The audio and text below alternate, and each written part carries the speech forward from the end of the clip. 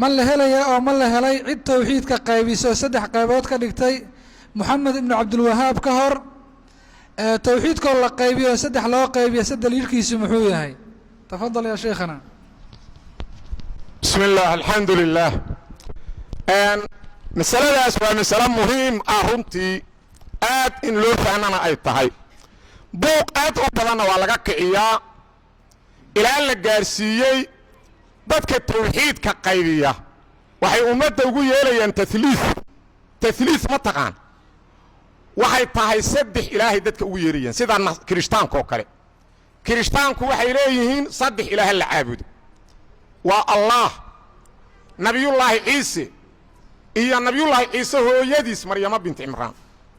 saddexdaas ugu yeerayeen waxay yiraahdeen culimada tawxiid qaybiday dariiqadoodu waa saddexdaas ay dadka ugu yeerayeen bal hadalkaas inuu ku dhisan yahay cilmi iyo cadaalad u fiirsada waxa ay kirishtaanku qaybiyeen waa macbuudka saddex macbuud oo la caabudaayay keeneen qof kasta oo muslim ah wuxuu leeyahay laba kamida in la caabudo waa xaraan waana gaalnimo nabi ciise in la caabudo waa xaraan waana gaalnimo maryama in la caabudo hooyadiisana waa xaraan oo waa gaalnimo allah in la caabudana waa waajib waana xaq laakiin bal fiiriyo shan arrimood aan sheegayaa ha ka jawaabin midda ugu horeysa culumadii muslimiinta oo qaybiyay intaan la gaarin taqsiimu tawxiid macnihiisan sheegaya ee hal mid ha inkireen oo hay yiraahdeen midkaas baadila illa tathliithki waanaga sheegna wax baadile waxaan leenahay waxa ay qaybiyaan ahlu sunnuhu ma ahan muwahhadka la kali yeelayo ee waxa ay qaybinayaan waa kayfiyatu tawxiid qaababka ilaahay loo kali yeelayo ama kali yeelidda waxay leeyihiin allah kaligiisa rabbul caalamiin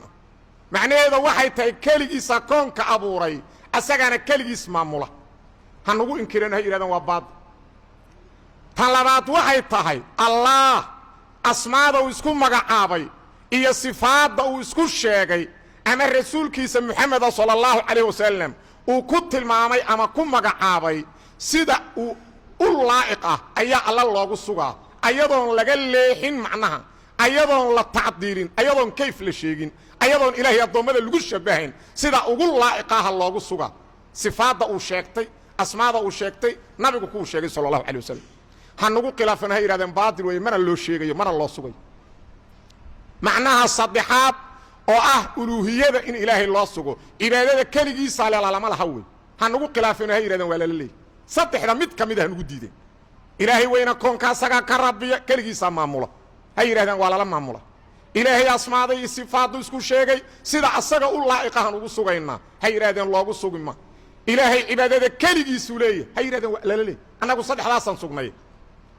waa koo labo aa'imadii muslimiinta maxamed cabdi wahaab ka horeeyay aqaybiyay salaf iyo khalaf waa qaybiyeen laakiin laba imaam aan tusaale u soo qaadana labadaas imaam mid waa ibn jariir ad-dabari imaam al-mufassirin saddexdoodu sheega al-asmaa wa sifaat rububiyya uluhiyya u sheega aayadda 210 suuratul baqara markuu mara hal yanzuruna illa an yatiyahum allah fi dhulal markuu mara wuxuu yiraahdaa asma ilaahi asmaadiisa sifaadiisa laguma soo bixi karo laguma sugo illa khabar xagga rabbi ka yimid ama xagga rasuulka maahan sallallahu alayhi wasallam halkaas wala asmaa wa sifaat ku suga aayadda ala imraan ugu horeyda ilaah wuxuu leeyahay uu yiraahdaa oo kaligiis iska leeyahay ar-rububiyya wal uluhiyya rabbinimada iyo ilaahnimada saddexdoodu sheega sidoo kale al-imaam maxamed ibn hibbaan abu hatim al-busti oo dhintay 354 hijriyadu markay ahayd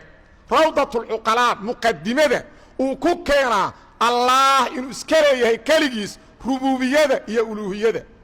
hal imaam oo diiday ha sheegeen kuwa aan sheegayno ibn jariirna 100 sano ka horeeya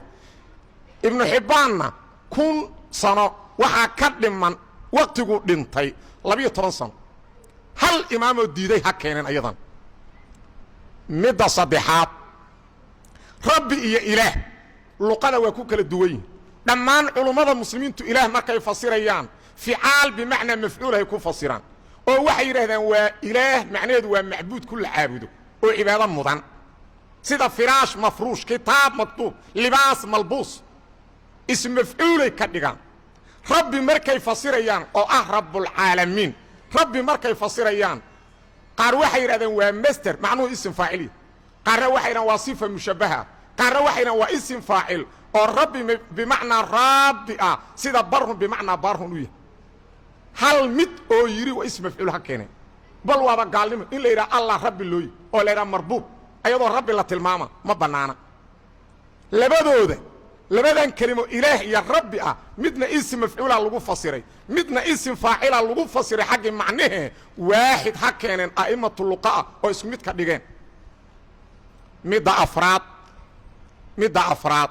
allah subxaanahu wa tacaala wuxuu leeyahy rabu الsamaawaati wاlardi wamaa baynahumaa facbudhu wastabir licibaadatihi hal taclamu lahu samiya ilaahi weynaa subxaanahu wa tacaala wuxuu sheegay inuu yahay rabu الsamaawaati wاlardi wamaa baynahumaa ciraryaalka iyo dhulalyaalka inta u dhaxayda khaaliqa abuuree maamula inuu yahay waa rububiya facbudhu cibaadadii amro waa uluuhiya hal taclamu lahu samiyan asmaadii sifaadiisi wey mid u eg ma ogta ilah wuxuu yidhi subxaanah qul acuudu birabbi الnaas meliki الnaas ilaahi الnaas qul acuudu birabbi الnaas rabu الnaas waa khaaliqu الnaas wa maaliku الnaas waa axadka makhluuqa abuuro dadka abuuray iskale dadka meliku naasna waa midka dadka maamula ilaahi naasna waa macbuudka xaqa aho dadku inay caabudaan xaq u leh hal imaam oo yidhi saddexda kelimo waa mutaraadifaat oo hal macnay tusayaan ha keeneen ugu dambayn ashaacira qaybidaye dadka qayliyaya ashaacirana u tarjami mayaan ahlu sunnana u tarjami mayaan waa dad cadaawad ka tarjamay yaa ashaacira kutubtooda dhan saddexay u qaybiyeen tawxiidka soo ma jeedid bal sunusiyada fiiriya sunusiyada marka uu ka hadlaayo waxaad fiiridaan baajuuri dabcada mustafa baabilxalabi oo balladheeraha basar lagu daabacay